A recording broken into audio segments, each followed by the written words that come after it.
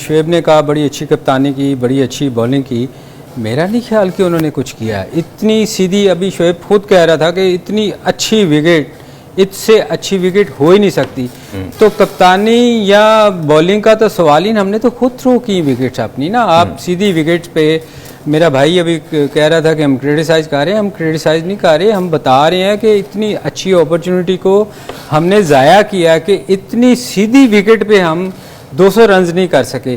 तो इसमें कप्तानी का और बॉलिंग का तो कोई चक्कर ही कोई नहीं। हमने खुद थ्रो विकेट्स की, हमने अमाम ने वाइड बॉल को चेज़ किया, शफीक ने सीधी बॉल क्रॉस सीम, जिसपे सीम स्विंग होता नहीं, सीधी लो रहा बॉल वैसे भी। बाबर ने जिस तरह आउट हुए या रिजवान ने स्लो बॉल मिस कर दी। तो उन्होंने हमें कोई ऐसी आउटस्टैंडिंग बॉल नहीं की।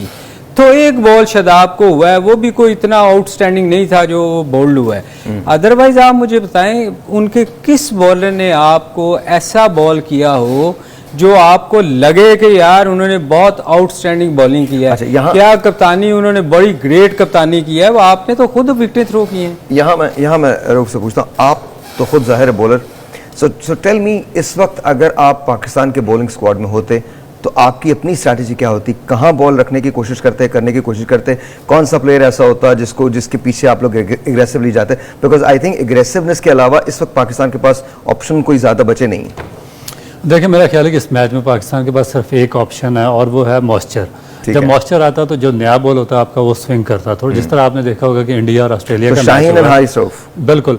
और इसमें मेरा ख्याल है कि हसन अली, शाहीन और हारिस रऊफ अगर ये पहले 10 ओवर में इम्पैक्ट डाल देते हैं, 2 या 3 विकेटें लेते हैं, मगर उसके बाद भी असल में प्रॉब्लम आपके वो जो सेकंड अटैक है उसका आ जाता है कि जो हम बात प्रोफेशनलिज्म की कर रहे थे कि जो आपके 2 स्पिनर्स हैं नवाज और शादाब खान, वो पिछले 2 साल से आउट ऑफ फॉर्म है। अगर ये ऊपर से इम्पैक्ट क्रिएट कर भी देते हैं 2-3 विकेटें लेकर भी, तो ये नीचे मेरा नहीं ख्याल क्योंकि इतनी बड़ी सक्सेस लेकर दे सकते हैं पाकिस्तान को। इसीलिए मैं बात करता हूँ कि जब तक आपकी सोच में प्रोफेशनलिज्म नहीं आएगा बहुत मुश्किल होगा टीम बनाना। आपके प्लेयर्स 2-2 साल से आउट ऑफ फॉर्म है, आपने उनको कैरी किया, आप फिर उनको अपॉर्चुनिटी दे रहे हैं, बजाय उनके कि जो यंगस्टर आपने सेलेक्ट करके साथ रखे हुए 15 लोगों की स्क्वाड में, उनको आपने बेंच पे बिठाया हुआ है। जबकि दूसरी टीमें जो प्रोफेशनल अप्रोच के साथ खेलती हैं, आप उनको देखिए, उन्होंने इंग्लैंड ने बेन स्टोक्स को बाहर किया हुआ है, न्यूजीलैंड से केन विलियमसन बाहर बैठे हुए हैं, और हम हमारे 2 साल से आउट ऑफ प्लेयर्स को बाहर निकाल सकते हैं। आपकी जो एक बात जो आपने पिछली मरतबा की थी मुझे बड़ी पसंद आई थी, रूफ की एक बात उन्होंने कहा था कि जी आपको अपने बेंच पे ट्रस्ट करना पड़ेगा। अगर आप अपने बेंच पे ट्रस्ट नहीं करेंगे तो फिर उनको ले जाने का फायदा नहीं। नहीं, ये देखें ना, ये बात तो हम मैच शुरू होने से पहले कर रहे थे। बिल्कुल, ये हम क्रिटिसाइज अभी नहीं कर रहे, ये मैच शुरू होने से पहले कर रहे थे कि आपको अपने उन प्लेयर्स पे भी ट्रस्ट करना चाहिए, या आप जब टीम सेलेक्ट करते हैं उस वक्त आपको पता होना चाहिए कि आपके कुछ प्लेयर 2-2, 3-3 साल से अच्छा परफॉर्म नहीं कर रहे, तो आपने उनको सेलेक्ट किया। ये मैं उस भाई को बता दूं जो नाराज़ हो रहे थे, हम क्रिटिसाइज पिछले 3-4 दिन से कर रहे हैं।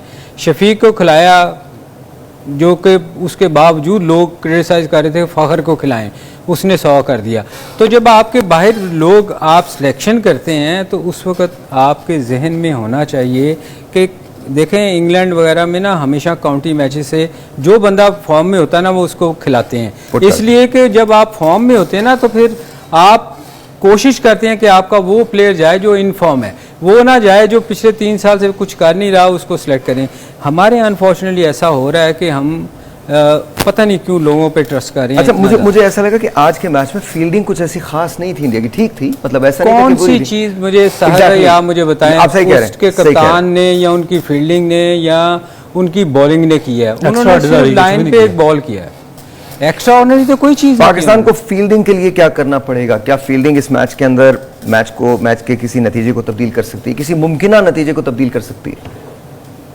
सहर भाई, इस वक्त तो दुआएं हैं जो हमेशा करती है अवाम, उसके अलावा देखें फील्डिंग क्या करेगी अगर अपॉर्चुनिटी नहीं निकलेगी। अच्छा, let's talk about the umpiring के बारे में बात करें। अंपायर तो ने तो कमाल ही कर दिया आज जी।